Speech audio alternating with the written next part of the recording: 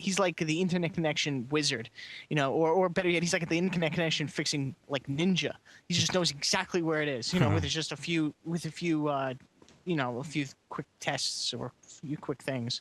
So Seriously, I've been there, man. Like, especially when I started out doing on-site work, I wish I had a ninja on my side, or at least ninja skills, because, man, sometimes there's just you think there's no way to get that internet connection, and the customer's like, well, I called the company like 20 times, and like they don't know what's wrong, you don't know what's wrong. So, man, any tips you could give us on this? Like, maybe we could go through, Jeremy, some of the things you run into a lot, and then some of the fixes for it.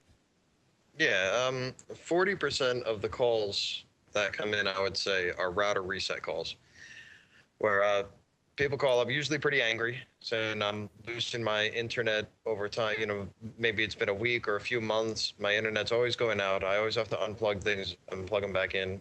Sometimes they know they only have to unplug their router and plug it back in, but other times they go through the whole deal of restarting all their equipment to get it back online, and they're tired of it. They're aggravated, and of course, they're coming to me with that aggravation. So I have to show them about, with router resets, not only walk them through the proper process, because there's a very specific process you have to do with the router reset in order to get it to work, but also educate them on what causes it and how to prevent it in the future. Now, router resets, it's just that your internet connection is intermittent. If you unplug and plug in your modem, it'll work again. If you unplug and plug in your router, it'll work again. If you unplug and plug them both right back in, sometimes it won't work again. And people get confused by that. So the biggest thing the most common thing that I'm telling people on the phone is that, first of all, the modem, once it's online and it connects to a device, it's a very faithful device. It won't cheat on the first computer that connects with it, which means if you swap your Ethernet cable over to another computer, you're not going to get online.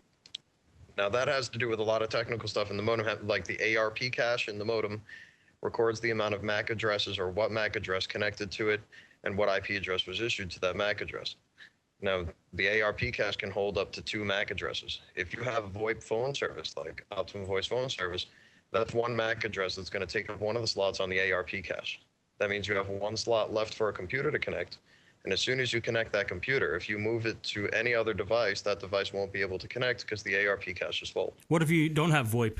What if you only have one computer and you decide to move the modem to another computer? Will it take the second one but not a third one? Right. It'll take the second one. It may not even go back to the first one. In most cases, it would. Eventually, it'll stop communicating with one of them. But yeah, you can switch it back and forth with 2 computers if you don't have the VoIP. The way to get around the ARP cache issue is just, of course, to restart the modem. But another catch that happens in between there, if you just restart the modem and not the router, if the router's having issues, if its firmware is old, if it's bad at asking for a new IP address, it might not go through what we call the DHCP process, or the requesting of a new IP address. And it may not accept the new IP address that's being issued by Cablevision. So you might still fail to get online. Restarting the modem should fix it, because whenever you break an Ethernet connection and you reestablish an Ethernet connection, that prompts both devices to transfer that IP address. And an IP address is all you really need to go online. Now, if you restart your modem and you restart your router at the same time, you unplug them both, you plug them both back in, the DHCP process, or the request and issuance of an IP address, is only set to last up to a maximum of 120 seconds. Now, if your modem takes longer than 120 seconds to get itself online with Cablevision, your router's going to give up. It's going to get a self-attained IP address, self-assigned IP address, starts with 169. That's a good number to remember. 169 in an IP address field always means that you're not connected. You're only communicating with yourself.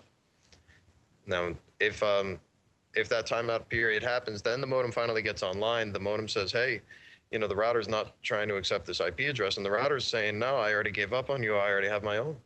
I'm good to go. So the most important step with restarting a modem and router is to unplug them both. You plug the modem back in and let it get online. If it's a Motorola, you're looking for the 4 solid green lights.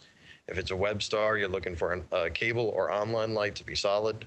Then you plug in your router, and then the router should be able to get connectivity. It should be able to get that IP address. And then you're worried about the router issuing IP addresses to computers. That's when you're on to the next level. So you should turn everything off first, and then turn them on in the proper sequence. Modem first, wait for it to connect, then router, wait for the router to boot up, and then computer. Or can you keep the computer? Can stay on the whole time. Okay. All right, the computer's network card, or NIC, is going to automatically, whenever an Ethernet connection is broken or reestablished, it will try to obtain a new IP address. Also, just the fact that you're unplugging the power to your router, according to your computer, you've broken an Ethernet connection. There's no connectivity there. So when you plug the router back in, routers are very quick. Modems are slow. Modems can take 30 seconds to a minute to get online. Once a modem's online, you plug in your router, that router's online in 10 seconds or less, which means that the computer connecting to the router will never time out as long as the router's working. So it's another reason, once you plug in the router gets its IP address. Within about 2 seconds, the computer gets an IP address from the router, so you're good to go.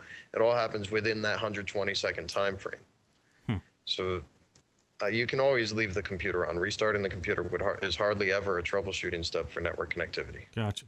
Steve, were you going to say something? No, but that is interesting though, that you don't actually have to restart the computers. A few times, I feel like I've fixed internet connectivity issues by doing a restart. You can, if your internet connectivity issue is operating system based or network card based. Like if your services got turned off by, let's say you had Norton, you got your new computer, they gave you Norton as a bonus, and you get that 60-day trial or 30-day trial, and the trial runs out. Now it's expired, and Norton decides, well, I can't get any new any new virus updates for my definitions, which means I can't protect you. So maybe we should just shut you down so that you're safe. And they turn off your DHCP client service in Windows. Now, if you remove Norton at this point with the add or remove programs gets rid of the program but doesn't undo the changes. What? So now you're stuck. Good old Norton, huh? Jesus. Yeah, that's why they have the Norton removal tool. Oh my God.